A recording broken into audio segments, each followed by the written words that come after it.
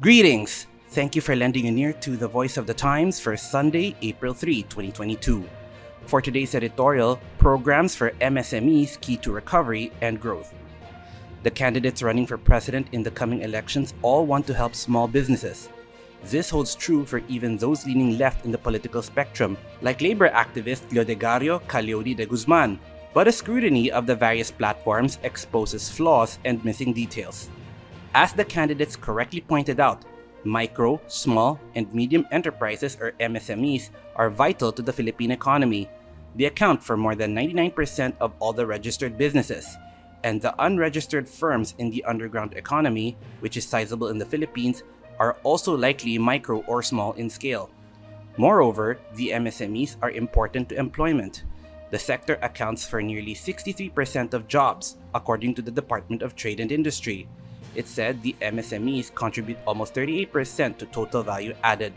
Given these figures, platforms on the MSMEs are relevant because the pandemic eviscerated the economy and a robust recovery is needed.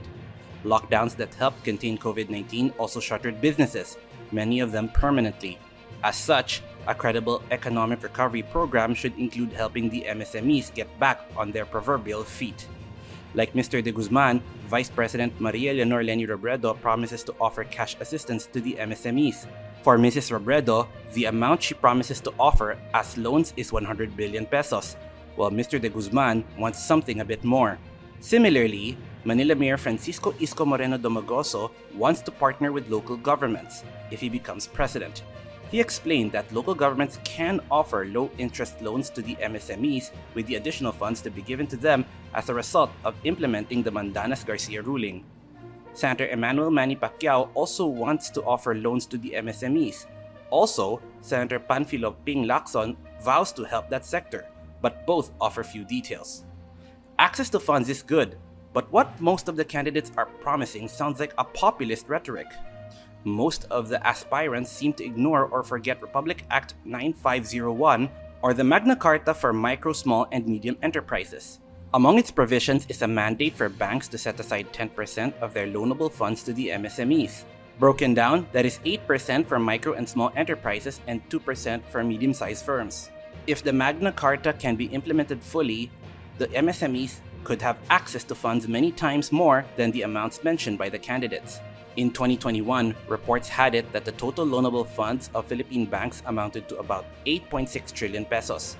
But of that, only 3.6% or around 463 billion pesos was loaned out to the MSMEs.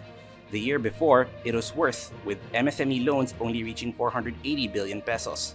But even with poor implementation, the amounts tabbed by the MSMEs were already more than 4 times the figures promised by Mrs. Robredo and Mr. De Guzman.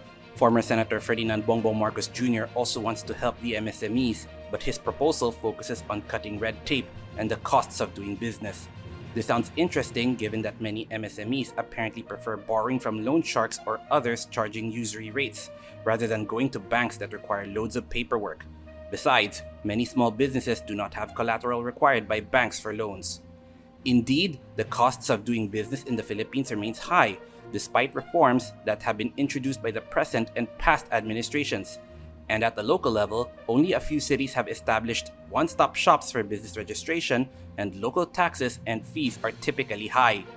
There are many other factors to consider in helping the MSMEs, including the high cost of electricity, poor infrastructure needed in an increasingly digital economy, and relatively low productivity of workers resulting from problems with the quality of education. In other words, the problem is complex and is unlikely to be resolved by simply throwing money at it. If some candidates still insist on giving out more loans to the MSMEs, they should also address how they hope to implement the Magna Carta better. After all, the president is the one responsible for enforcing laws. And that's the editorial for Sunday, April 3, 2022.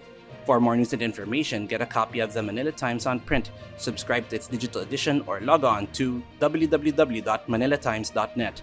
Follow us on Twitter, Facebook, or Instagram, and listen to the Voice of the Times.